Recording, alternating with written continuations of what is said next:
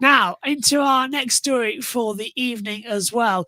Spire Motorsports and Rick Ware Racing have agreed to trade drivers to get a head start on their plans for the 2025 NASCAR Cup Series season. Rick Ware Racing is sending Justin Haley to Spire Motorsports for Corey LaJoie. It's a homecoming for Haley, who initially got into the Cup Series with Spire back in 2019, the same year he won the rain-shortened Daytona Summer Race, earning the organization's first victory in the Premier Series. Haley agreed to a multi-year contract with Spire to drive the number 7 Chevrolet starting this weekend at Kansas Speedway and into the 2025 season. He'll be paired up with crew chief Rodney Childress. Now, next year, Spire will have Haley in the number 7, Michael McDowell in number 71, and Carson Hocevar returns to the number 77. Now, this driver swap includes Haley and LaJoie move may come as a surprise to some because Haley was overachieving with RWR and seemed to be putting himself in line for a future seat at RFK Racing. However, there have been rumours in the media suggesting that RFK may start up a third team next year, but with a different driver, and there's no telling how much longer Brad Keselowski will continue driving. Speaking of Keselowski, he talked to the media about Haley going to Spire last weekend at Bristol.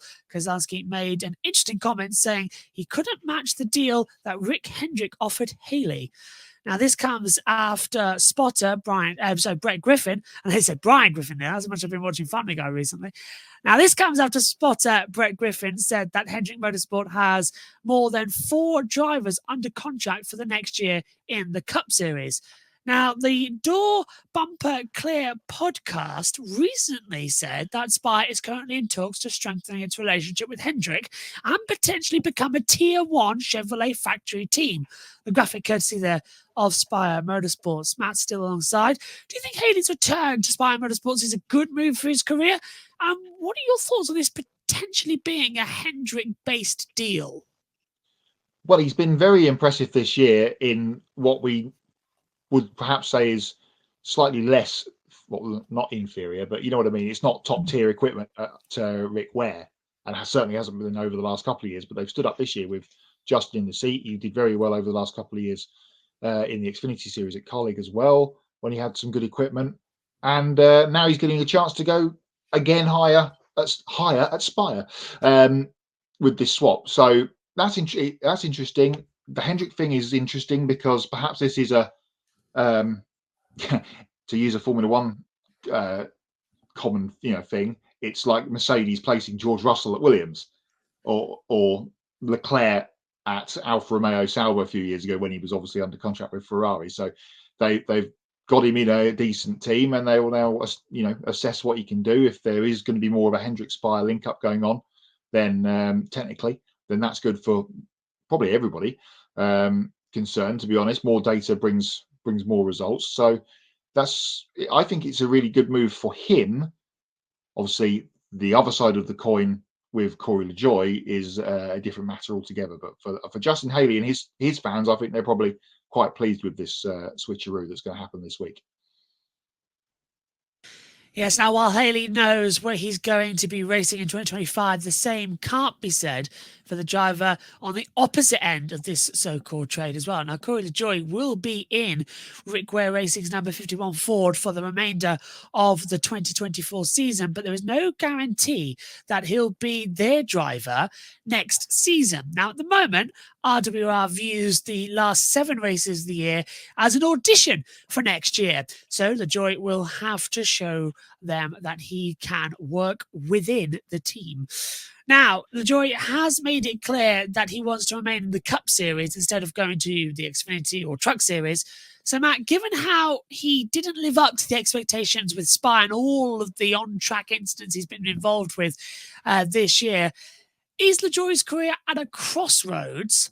And how telling is it that Rick Ware Racing won't commit to him for 2025 just yet?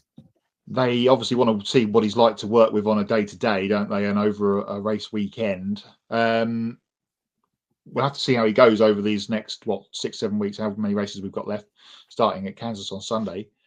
And see what happens. But his a couple of years ago, he was sort of touted as a bit of a upper midfield runner that could perhaps pop up here or there and get a result on. He almost got one at Atlanta 2 years ago in the spring, wasn't it, when he got beat by Chase Elliott late on in the race. He brings plenty of sponsorship, so that is on his side, and perhaps that is one of the things that has been keeping him in his seat at Spire for the last little while. But this year, he's just not run as well as that team we know can, and he's been beaten quite comprehensively at times by Carson Hocevar's teammate. He's a much less experienced teammate. So it's interesting. We'll have to just wait and see. Of course, he wants to stay in the Cup Series. Everybody does if they can. Maybe there's someone else kicking around with more cash trucks to back up to the back of the Rick Ware Racing team next year, and perhaps kick Corey LaJoie out. So it's not too early, I would say. I think he's had his time. If this is the end of Corey LaJoie, and we'll be talking about if this is the end of some other people in motorsport perhaps later on when we get to Hots and Nuts. If this is the end of Corey LaJoie in the Cup Series, you'd look at it and go, yeah, didn't quite have enough to get to the next level and run competitively top 10 week in, week out and pick up some wins, whether that was down to him or whether that was down to the equipment he had. But he's got a chance over these next month or so to make his case, let's say, for a continued run next year. Absolutely. And the NASCAR Cup Series begins its round of 12 this weekend at Kansas as well. I can't wait. It's going to be a very, very exciting race.